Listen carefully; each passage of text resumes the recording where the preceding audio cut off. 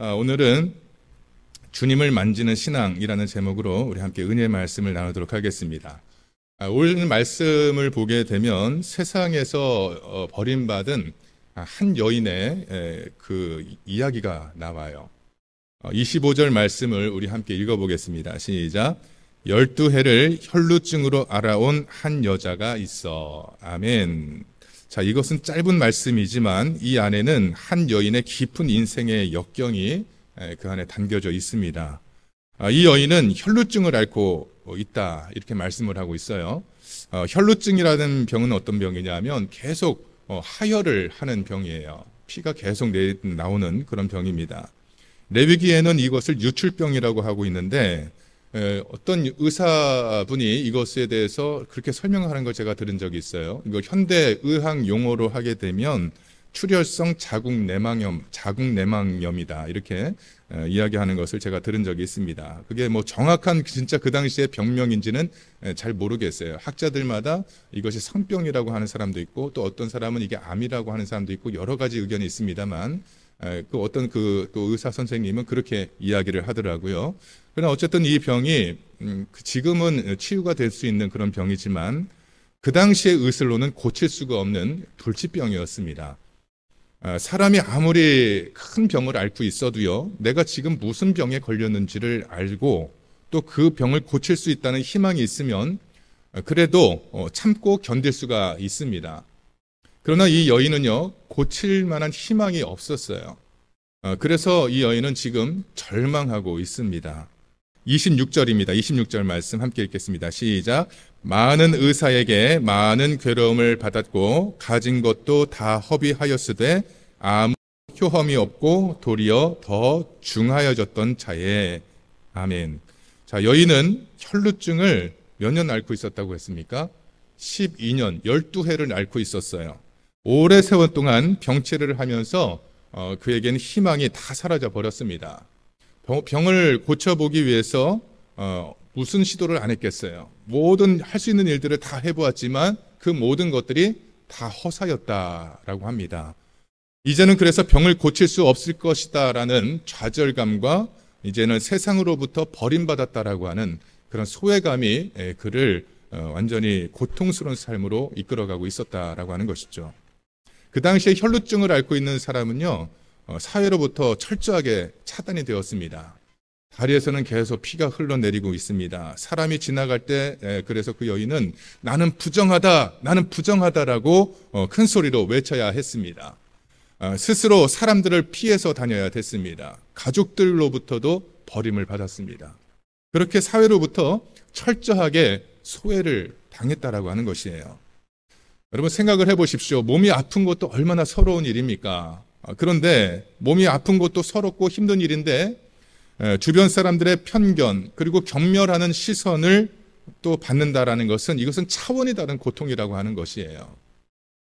그렇게 여인은 철저한 외로움과 고통 속에서 신음을 하며 살고 있었던 것입니다. 아무도 받아주지 않는 사람, 세상이 버린 사람, 가족들로부터 외면을 당한 외로운 소외된 여인이라고 하는 것이죠. 그런데 이 여인이 예수님을 만남으로써 치유를 얻었다라고 하는 것이에요. 여인이 어떻게 치유를 받았던 것일까요? 오늘 27절 말씀을 함께 읽어보겠습니다. 시작. 예수의 소문을 듣고 무리 가운데 끼어 뒤로 와서 그의 옷에 손을 대니. 아멘. 여러분 여기에서 저는 두 개의 단어가 눈에 들어옵니다. 그래서 뭐냐면 듣고라는 단어와 손을 대니라는 것입니다. 여인은 그 예수님의 소문을 들었어요. 그리고 예수님의 옷에 자신의 손을 대었습니다. 그랬더니 그 결과로 불치병이 낫는 놀라운 기적을 체험하게 되었다라고 하는 것이에요. 여러분 성경을 보면요, 예수님을 만난 많은 사람들이 병이 낫는 경험을 한 것을 볼 수가 있습니다. 그리고 그들은 병이 나은 것뿐만이 아니라 영적으로도 새로워지는 놀라운 경험을 하게 됩니다. 그때마다 등장하는 단어가 바로 듣고와 믿고라는 이 두 가지의 단어라고 하는 거예요. 요한복음 5장 24절에서 예수님께서 이렇게 말씀을 하셨습니다. 내가 진실로 진실로 너희에게 이르노니 내 말을 듣고 또 나 보내신 이를 믿는 자는 영생을 얻었고 심판에 이르지 아니하나니 사망에서 생명으로 옮겼느니라. 아멘. 여러분 아멘이십니까? 예수님은요, 당신의 말씀을 듣고 그 말씀을 마음으로 믿으면 영생을 얻고 심판에 이르지 않는다라고 약속을 하신 것입니다. 이처럼 예수님의 위대한 역사는요, 듣는 것에서부터 시작이 되는 것이에요. 듣는 것에서부터. 오늘 이 여인이 무엇을 들었습니까? 예수님의 소문을 들었어요. 여러분, 지금은 스마트폰 하나만 있으면 전 세계에서 무슨 일이 일어났는지 다 알 수가 있지만 예수님이 사역할 그 당시는 사람의 입에서 입으로 전해지는 소문으로 우리가 소식을 듣던 그런 시대였어요. 근데 여인이 들은 예수님의 소문은 어떤 것이었을까요? 예수님이 가버나움 회당에서 귀신 들린 자를 고치셨대. 베드로 장모의 열병도 고치셨대. 나병 환자도 고치셨대. 어떤 병이든지 예수님이 고치지 못한 병이 없대. 예수님은 풍랑이 있는 바다도 잠잠하게 하셨대. 거라사인 지방에서는 더러운 귀신 들린 자도 고쳐주셨대. 예수님의 말씀은 그 누구보다도 권위 있는 말씀이어서 대제사장과 서기관들도 찍소리도 못했대. 이런 소문이 들렸을 것입니다. 이것이 여인의 운명을 바꾸는 결정적인 계기가 되었다라고 하는 것이에요. 예수님의 소문을 듣는 자마다 그의 삶이 바뀌고 운명이 달라지는 역사가 일어나는 것입니다. 왜냐하면 예수님이 복음이시기 때문에, 예수님이 구원이시기 때문에, 예수님이 소망이시기 때문에, 예수님이 생명이시기 때문인 것입니다. 여러분, 복음의 핵심은 무엇입니까? 복음의 핵심은 예수 그리스도세요. 예수 그리스도가 나의 구원이신 것을 믿으시기를 바랍니다. 이 여인은요, 오랜 병치레로 지칠대로 지쳐있는 여인이었어요. 있던 돈도 정말 치료받는 중에 다 날려버렸고 주변에는 이제는 아무도 남아있지를 않습니다. 좌절감과 고독감만이 그를 둘러싸고 있었어요. 그런데 그렇게 좌절하고 있던 여인의 귀에 예수님이 우리 마을을 지나가신다라고 하는 소식을 듣게 된 것입니다. 여인은요, 예수님이라고 하는 이 말에 정신이 번쩍 들었어요. 예수님이라는 말에 여인의 마음에서 사라졌던 삶에 대한 열망과 없어졌던 소망이 다시 꿈틀거리기를 시작을 합니다.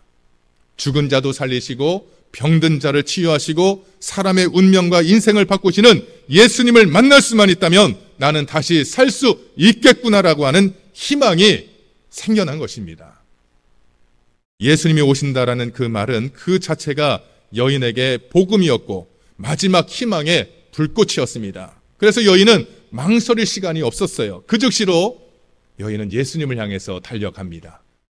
그러나 여인은요, 다시 절망스러운 상황에 부딪히게 됩니다. 왜냐하면 예수님을 만날 수가 없었던 거예요. 그 당시에 예수님은요, 아주 엄청난 인기를 가지고 계셨던 분이에요. 정말 우리 말로 하면 슈퍼스타였습니다.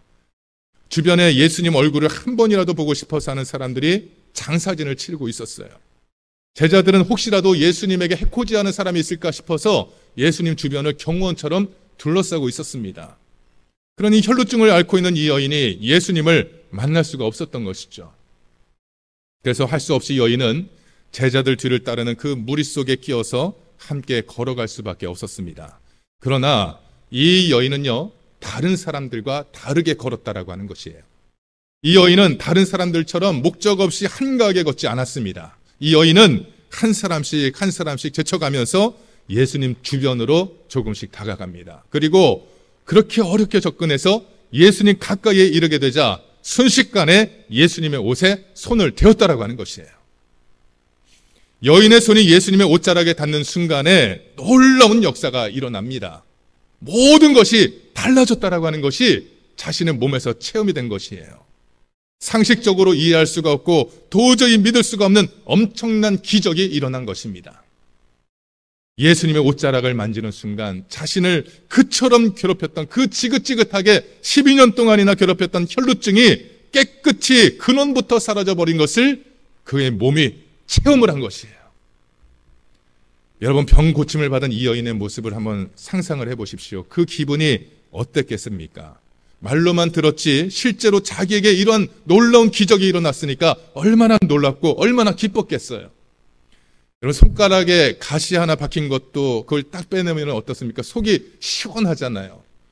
며칠 동안 고생하던 감기 몸살이 딱 떨어졌을 때 얼마나 마음이 날아갈 것 같은 그런 기분을 느낍니까?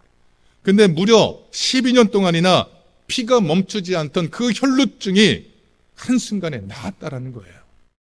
이 놀라운 일이 어떻게 시작이 되었습니까? 예수님의 소문을 들으면서 시작된 일이라고 하는 것이에요. 그런데 예수님의 옷에 손이 닿은 사람이 이 여인 한 사람뿐이었겠습니까?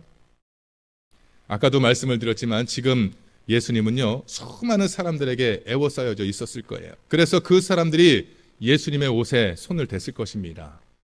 며칠 전에 여러분 혹시 뉴스 보셨는지 모르겠지만 그 손흥민 선수 아시죠? 이 손흥민 선수가 조기 축구 하는데 가가지고 그 조기 축구 하는 데서 같이 축구를 한 적이 있어요. 그러니까 그 소식을 어디서 들었는지 그 팬들이 막 연락을 해가지고 수천 명이 그 운동장에 다 몰려들었다는 겁니다. 그러니까 이러다가 잘못하면 사고가 날 수가 있다. 그래갖고 경찰들이 한 40여 명이 출동을 해가지고 겨우겨우 질서를 유지하는 그런 일들이 있었다고 뉴스를 제가 본 적이 있어요.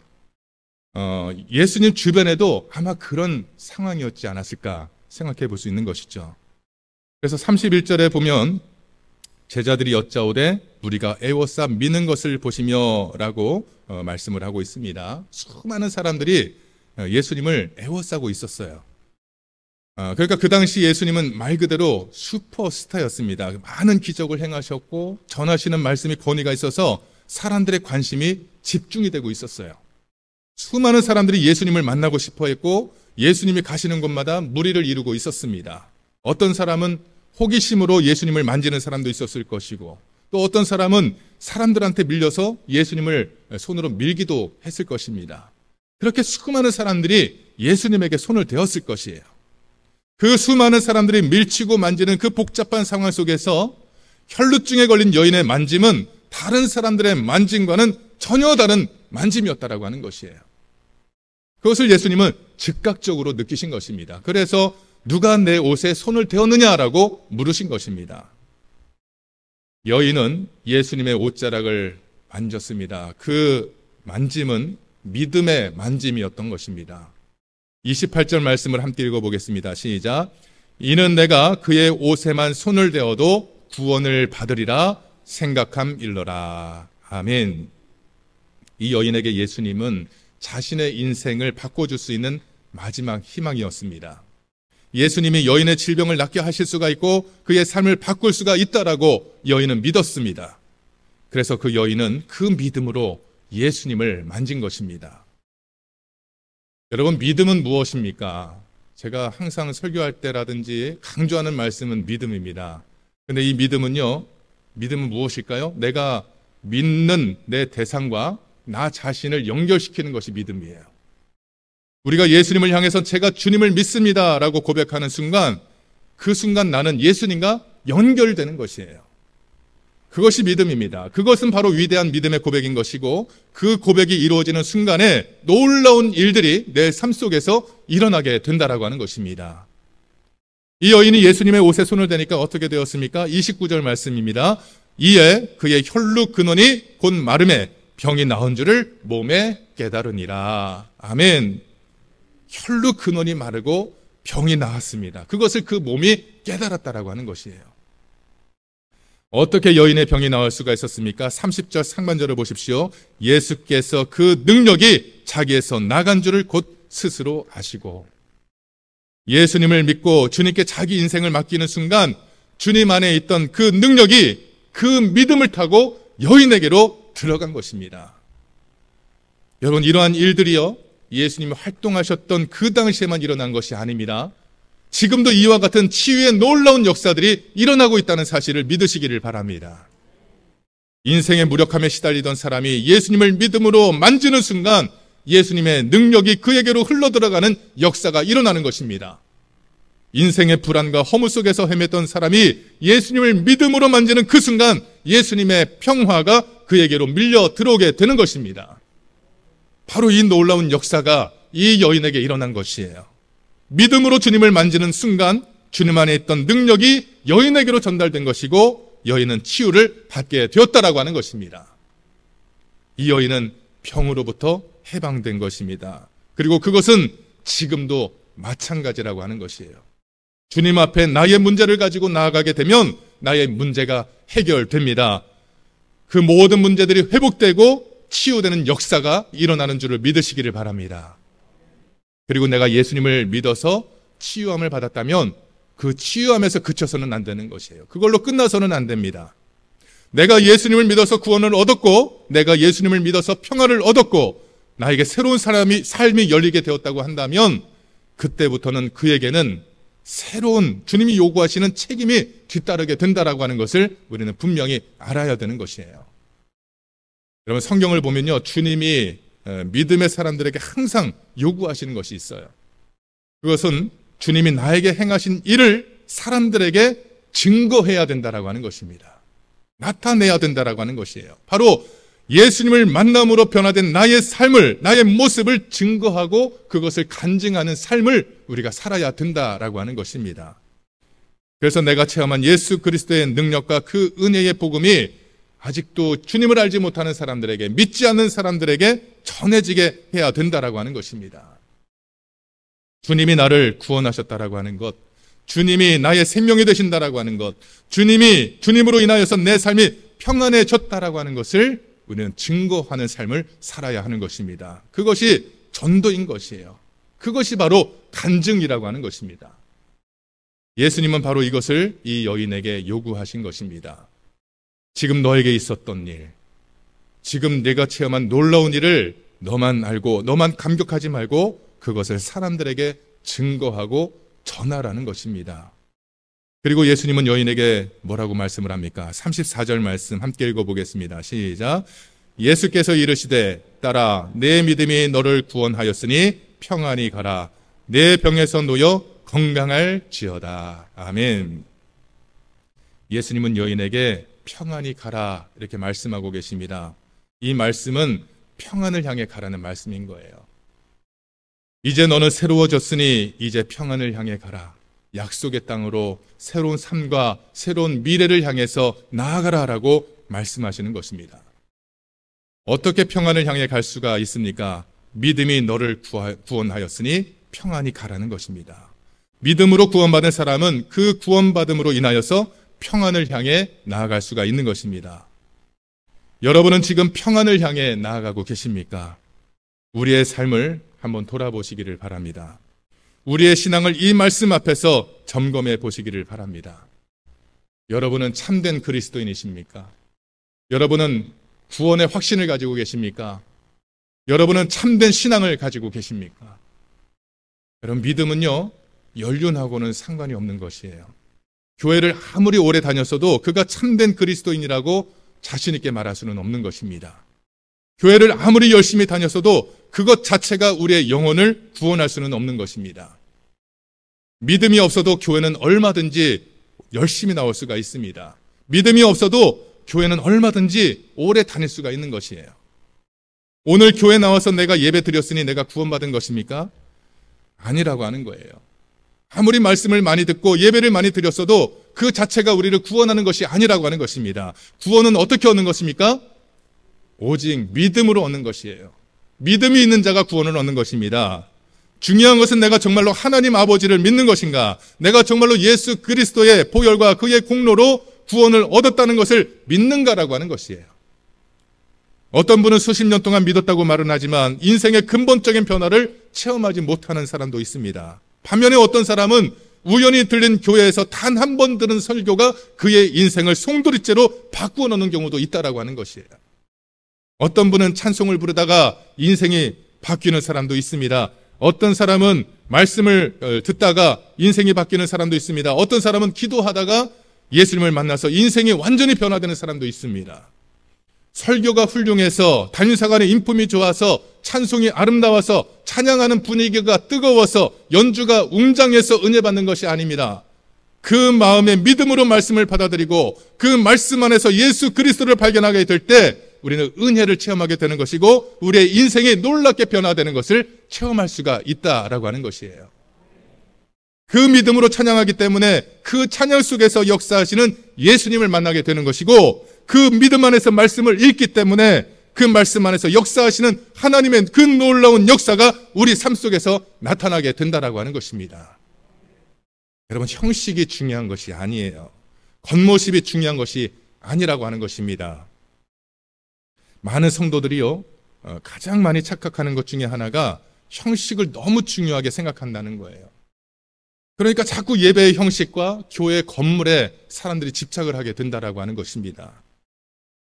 물론 예배의 형식이 아무것도 아니다, 필요 없다는 것이 아니죠. 예배의 형식도 필요합니다. 그것도 중요한 요소예요. 하나님께 예배를 드리는데 아무런 준비 없이 예배를 드리는 것은 크게 잘못한 것입니다. 교회 건물을 아름답게 짓고 외관을 잘 관리할 필요가 없다는 것이 아니에요. 교회는 내가 들어오는 순간 깨끗하고 밝게 정리되어 있어야 하는 것입니다. 성장하는 교회들은요, 교회 입구에서부터 많은 신경을 쓰는 것을 볼 수가 있어요. 교회에 들어오는 순간 평안한 마음으로 예배에 집중할 수 있도록 잘 관리하고 준비하는 것은 중요한 것입니다. 그러나 그것이 전부라고 착각을 해서는 안 된다는 거예요.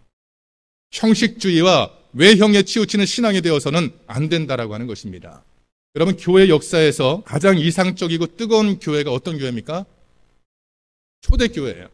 가장 뜨거운 교회, 가장 이상적인 교회는 초대교회였습니다. 오순절 마가다락방에서 사도들에게 성령이 임하셨고, 그 뜨거움으로 충만하여서 사도들이 밖으로 뛰쳐나가서 담대하게 예수 그리스도를 증거하고 전심을 다해서 그들은 예배를 드렸습니다. 그때부터 교회 시대가 시작이 된 것이에요. 그 뜨거운 초대교회에서 예배의 형식을 그렇게 중요하게 생각을 했을까요?